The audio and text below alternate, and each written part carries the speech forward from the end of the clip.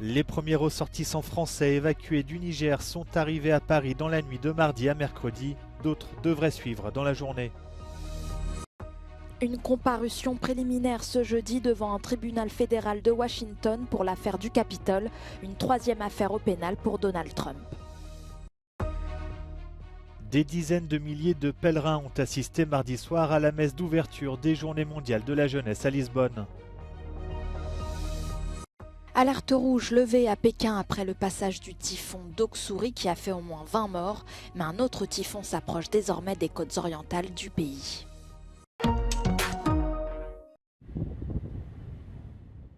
Les premiers ressortissants français évacués du Niger sont arrivés à Paris dans la nuit de mardi à mercredi. Plus de 250 personnes, dont une douzaine de bébés, étaient à bord de l'avion. La France a notamment justifié cette évacuation par les violences qui ont eu lieu dimanche contre son ambassade, quelques jours après le coup d'État.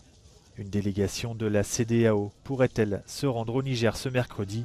L'organisation ouest-africaine a fixé un ultimatum aux putschistes pour un retour complet à l'ordre institutionnel dans le pays, affirmant ne pas exclure un recours à la force. Mais le Mali et le Burkina Faso, dirigés par des juntes, ont mis en garde contre toute intervention militaire et menacé de se retirer de la CEDEAO.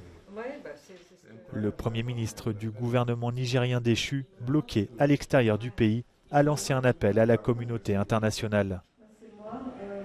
C'est une situation qui peut s'arranger avant l'intervention militaire de la CEDEAO.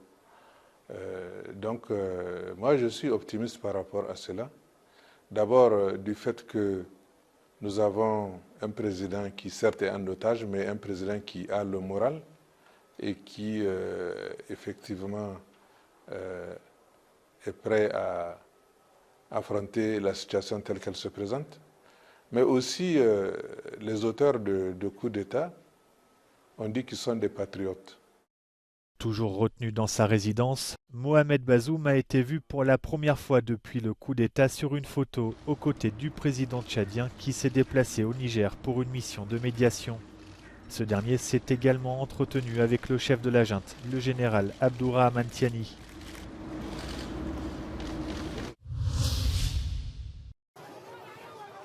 Les chancelleries occidentales craignent un basculement diplomatique du Niger vers la Russie. Jusqu'au coup d'État de la semaine dernière, le Niger était un allié incontournable de l'Occident dans la lutte contre le djihadisme au Sahel. La junte au pouvoir à Niamey n'a pas formellement annoncé de changement de doctrine diplomatique du pays. Selon le chercheur Jean-Hervé Gézéquel, le Niger n'a sans doute pas encore conclu de nouvelles alliances. We know that Wagner is interested in, developing its capacity, in West Africa. We anticipate also that within the new military regime, if they were to stay in power, they will look for different allies, and they might be tempted to establish closer relationship with Russia. It's a possibility that there is a change in alliance and that Russia might develop its capacities through Wagner in the region. But right now, it's also a red flag that is very convenient to use in order to be in a stronger position when you negotiate. Les conséquences du coup d'État sur les exportations d'uranium vers l'Europe suscitent elles aussi l'inquiétude. Le Niger est le 7e producteur mondial de ce métal lourd dont dépendent les centrales nucléaires. Le Niger représente à lui seul 25% des besoins européens et 10% des importations françaises, mais la dépendance reste néanmoins modeste. France used to be much more dependent on Nigerian uranium in the past than it is today. There have been, a diversification of access to uranium in the world, including Canada, including also Kazakhstan. So it's a different market than it was 20 or 30 years ago. So it's still an important interest, but it's not central. It's not vital to France as it used to be. Selon le ministère français de la Transition énergétique, la situation au Niger ne présente aucun risque sur la sécurité d'approvisionnement de la France en uranium naturel. Une troisième affaire au pénal pour Donald Trump après l'affaire de sa résidence de Floride et d'une possible liaison avec une actrice de film X. L'ancien président des États-Unis inculpé ce mardi pour ses tentatives d'inverser le résultat de la dernière élection présidentielle et notamment l'assaut contre le Capitole le 6 janvier 2021.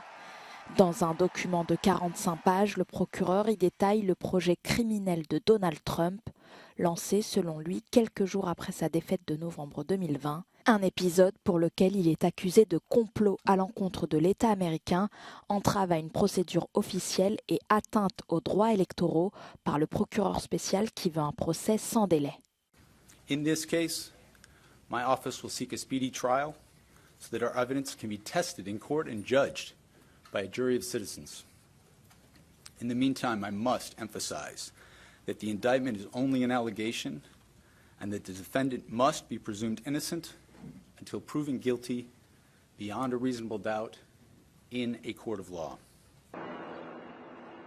Une première comparution préliminaire a été fixée à ce jeudi devant un tribunal fédéral de la capitale, avant un procès qui pourrait commencer en pleine campagne électorale.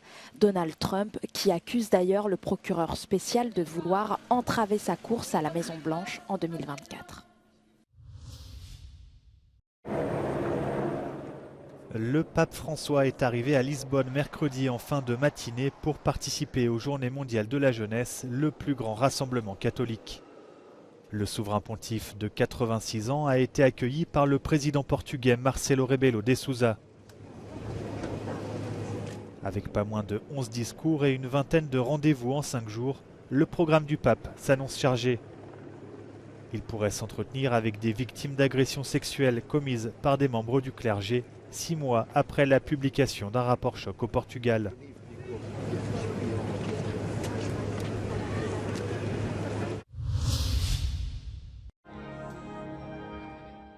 Des dizaines de milliers de pèlerins ont assisté mardi soir à la messe d'ouverture des Journées mondiales de la jeunesse à Lisbonne avant l'arrivée du pape François dans la capitale portugaise. Au total, les organisateurs du plus grand rassemblement catholique attendent 1 million de personnes venues du monde entier. En pleine saison touristique, les commerces lisboètes espèrent profiter de l'événement pour booster leurs recettes, à l'image de cette pâtisserie qui propose des biscuits à l'effigie du souverain pontife. Nós já fazemos umas bolachas que é aquelas do anime e para os miúdos, Homem-Aranha, Batman, e depois na brincadeira com o nosso chefe resolvemos fazer com a cara do Papa, com várias figuras do Papa, várias fotografias. Eu vou-lhe ser muito franco, vai depender da quantidade de pessoas que estão aqui a chegar a Lisboa. Portanto, se o número for tal qual como é projetado, a expectativa é de que se gerem umas centenas de milhões. Centenas de milhões. As expectativas são 300, 400, 500, podem até ser um pouco mais. Mas depende criticamente do número de pessoas que vêm a Portugal. Pour sa première journée à Lisbonne, le pape prononcera un discours devant les autorités portugaises au centre culturel de Belém et interviendra devant le clergé du pays au monastère des Hiéronymites. Durant son séjour de 5 jours, il pourrait s'entretenir avec des victimes d'agressions sexuelles commises par des membres du clergé, 6 mois après la publication d'un rapport qui a secoué le Portugal. 79e anniversaire du déclenchement de l'insurrection de Varsovie. Le 1er août 1944, entre 40 et 50 000 insurgés polonais ont rejoint le combat contre les nazis. Le président Andrzej Duda a rendu hommage aux victimes de l'insurrection, la plus grande rébellion civile polonaise contre l'occupant nazi. Le gouvernement polonais en exil avait planifié l'opération pour préserver la souveraineté du pays face à l'avancée des troupes soviétiques. Tymi bohaterami powstania byli nie tylko ci, którzy walczyli w powstaniu z bronią w ręku, byli nie tylko ci, którzy z bronią w ręku w tym powstaniu polegli, ale była cała ludność Warszawy, ludność, która była tutaj. Les combattants polonais résistèrent jusqu'au 2 octobre 1944. L'armée rouge est restée en retrait. Pendant 2 mois, les massacres de civils se sont multipliés pour terroriser la population et briser le soutien aux insurgés. Côté polonais, 18 000 soldats et 180 000 civils furent tués. Les sauveteurs chinois s'affairent toujours à Pékin et ses environs. De nombreuses zones restent encore inaccessibles après le passage de Doksuri, un typhon rétrogradé depuis en tempête. Les pluies diluviennes qui ont frappé la capitale et la province voisine du Hebei ont fait jusqu'à présent au moins 20 morts et 19 disparus selon les médias officiels. Selon ce même décompte, 127 000 personnes ont déjà été évacuées à Pékin et près de 850 000 dans le Hebei. La capitale a malgré tout levé l'alerte rouge aux inondations tôt ce mercredi matin, mais le pays reste en alerte face à l'arrivée d'un nouveau typhon qui s'approche de ses côtes orientales. Braquage d'une joaillerie parisienne à l'heure du déjeuner. La boutique Piaget était visée. 3 malfaiteurs ont pris la fuite avec un butin d'une valeur estimée entre 10 et 15 millions d'euros. La brigade de répression du banditisme est chargée d'une enquête pour vol à main armée en bande organisée. Le dernier braquage d'une bijouterie de luxe à Paris remonte au 29 avril dernier. Ce jour-là, 3 malfaiteurs avaient dévalisé la boutique Bulgarie, place Vendôme, là encore au cœur de Paris.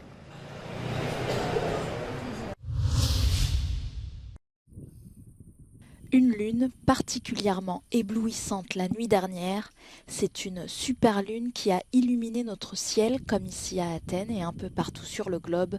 Une lune qui paraît plus grande, une illusion d'optique rendue possible grâce à sa distance avec la Terre, bien plus proche de notre planète qu'en temps normal, 357 000 km contre 382 000 le reste du temps.